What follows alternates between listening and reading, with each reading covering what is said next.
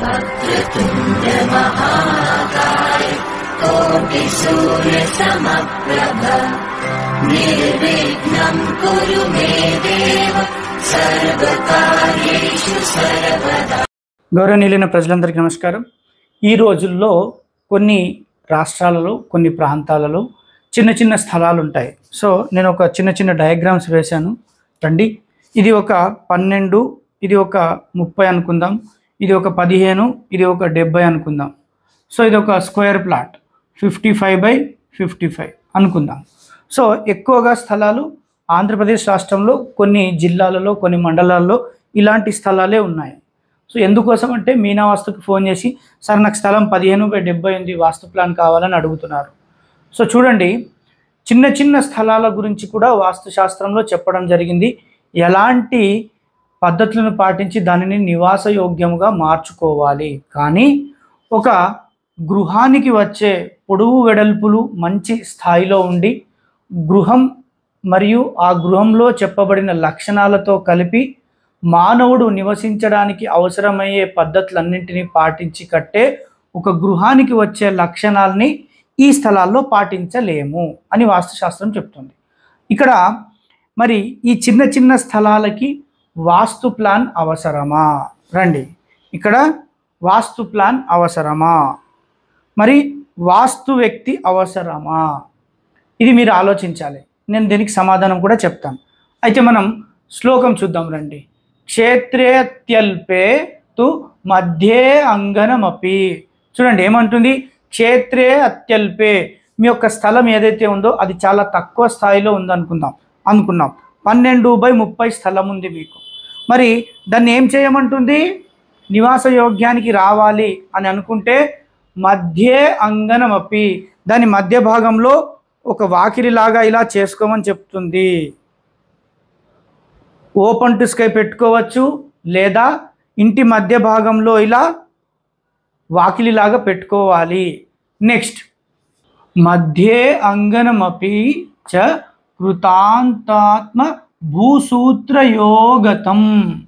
ఇక్కడ చూడండి ఏమంటుంది, భూసూత్రయోగతం. అయితే చూడండి, ఇప్పుడు ఇంత చిన్న స్థలానికి ఆయాది లెక్క రాదు. మనం ఏమన్నాము, వాస్తు వ్యక్తి అవసరం లేదు, వాస్తు ప్లాన్ దీనికి అవసరం లేదు. రెండవది, ఆయాది లెక్కలు అవసరం లేదు. ఆయం అవసరం లేదండి. అవసరం లేకుండానే ఆ చిన్న స్థలాల్ని కొన్ని పాటించి మీది మీరు కట్టుకోవచ్చు. కానీ ఏమేం పాటియాలి అనేది శ్లోకం చెప్తుంది అన్నట్టు. సో చూడండి, భూసూత్రయోగతం. అప్పుడు సూత్రక్రియ అంటారు దాన్ని. సూత్రాలను అమలుపరచడాన్ని సూత్రక్రియ అంటారు. సో మనకు సూత్రాలు ఏమేమి ఉన్నాయి? ఇదిగో చూడండి, ఒకటి ఈ విధమైన సూత్రం, ఒకటి ఈ విధమైన సూత్రం, రెండవది ఇక్కడ ఇంకొకటి వస్తుంది దీని పక్కనే. సో వాటి పేర్లు చెప్తాను చూడండి. దాదాపుగా ప్రజలందరూ కూడా తెలుసుకోవాలి. అందరికీ వాస్తు ప్రకారం ప్లాట్లు ఉండవు. అతి చిన్న ప్లాట్లలో ఎలా కట్టుకోవాలో మీరు ఆలోచించాలి. బ్రహ్మసూత్రము, రెండవది యమసూత్రం, మూడవది గమన సూత్రం. ఈ మూడు సూత్రాలని ఈ చిన్న స్థలంలో ఆ యొక్క కుటుంబ సభ్యుల్లో యజమాని ఈ మూడింటిని పాటించి, అదే విధంగా నాలుగవది ఏం పాటించాలి? మధ్య అంగనం.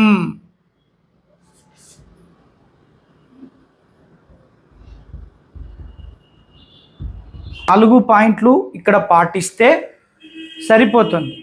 ఎలాంటి వాస్తు సమస్యలు వస్తాయి, ఎలాంటి వాస్తు సమస్యలు రావు అనే సందేహం కూడా మీకు ఉంటుంది. రండి, అయితే నెక్స్ట్ ఏం చెప్తుంది చూడండి. కించిన్నిత్వా స్వాగత్యాపి చ భవన చతుష్కం కృతం ధ్వశ్యతే చ. ఇక్కడ ఏమని చెప్తుంది? భవన చతుష్కం.